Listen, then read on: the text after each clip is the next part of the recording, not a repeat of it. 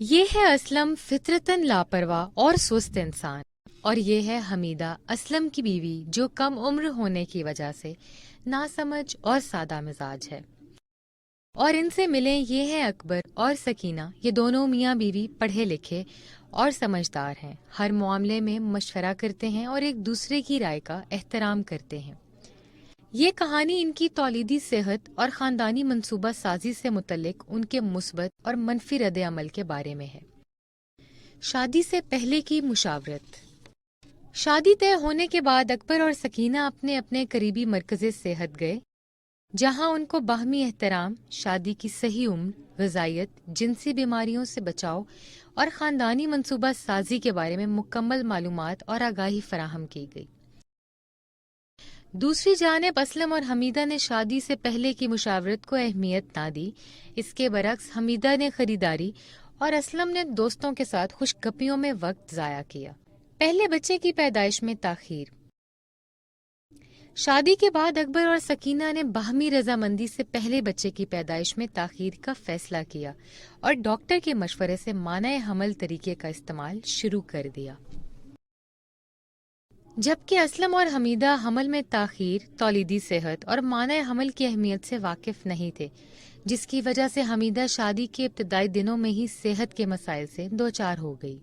پہلے بچے کی پیدائش کا فیصلہ۔ اکبر اور سکینہ نے سوچا کہ ان کے ہاں اولاد ہونی چاہیے، اور چند ہی مہینوں میں سکینہ حاملہ ہو گئی۔ اب اکبر سکینہ کو باقاعدگی سے ڈاکٹر کے پاس چیک اپ کے لیے لے جانے لگا۔ اس دوران ڈاکٹر نے ان کو غذائیت، محفوظ زچگی، حفاظتی ٹیکوں کی اہمیت، حمل کے دوران خطرناک علامات، خاندانی منصوبہ سازی اور ماں کے دودھ کے فوائد کے بارے میں مکمل آگاہی فراہم کی۔ اسی طرح 9 ماہ گزر گئے اور تربیت یافتہ صحت کے کارکن کے ذریعے ان کے گھر میں ایک پیارے سے بچے احمد نے جنم لیا۔ پیدائش کے بعد مانع حمل طریقے کا استعمال۔ اکبر اور سکینہ جانتے تھے کہ پیدائش کے 4 ہفتوں بعد عورت دوبارہ حاملہ ہو سکتی ہے، اس لیے انہوں نے احمد کی پیدائش کے فوراً بعد ڈاکٹر کے مشورے سے مانع حمل طریقے پر عمل کرنا شروع کر دیا، کیونکہ وہ دوسرے بچے کی پیدائش میں 3 سال کا وقفہ چاہتے ہیں۔ نارمل حمل کے دوران پیچیدگی۔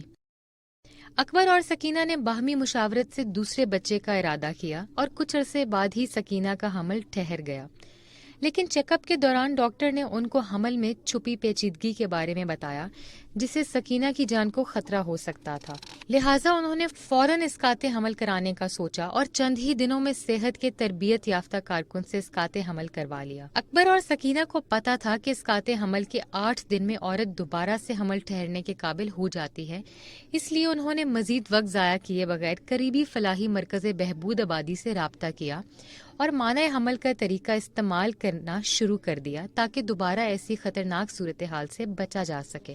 حمل کی دیکھ بھال میں لاپرواہی اور اسقاط حمل کا غیر محفوظ راستہ۔ دوسری جانب اسلم نے حمیدہ کے حاملہ ہونے کے بعد خیال نہ رکھا اور اسے محلے کی دائی سے حمل کی دیکھ بھال کا مشورہ دیا۔ جب دوران حمل حمیدہ کی طبیعت خراب ہوئی تو اسلم اسے ڈاکٹر کے پاس لے جانے کے بجائے دوبارہ دائی کے پاس لے گیا، جس نے حمل میں پیچیدگی کی نشاندہی کی اور ان کو فوراً اسقاط حمل کرانے کا مشورہ دیا۔